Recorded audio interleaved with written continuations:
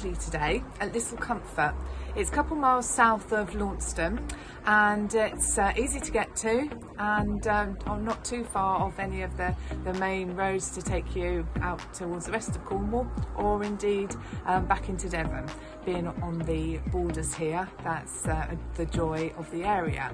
The property itself is a 4-bedroom detached property, which has upside down accommodation. So you've got this wonderful living room up here and these balconies, a couple of bedrooms up here, 3 bedrooms up here, and then on the ground floor you've got a further bedroom.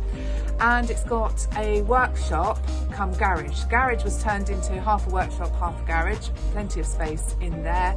And you've got lots of eco things here as well. You've got the panels on the ceiling, on the roof rather, and you've also got a battery and wood burning stoves and things like that too. There's plenty of parking here as well as that garage we've spoken about, and as you can see behind me there's a wonderful garden. It is extremely big, and it has lots of big trees around the edge, and there's lots of architecture and loads of roses which our vendor has carefully grown.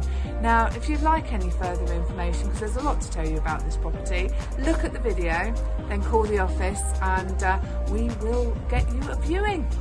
Lovely. Take care.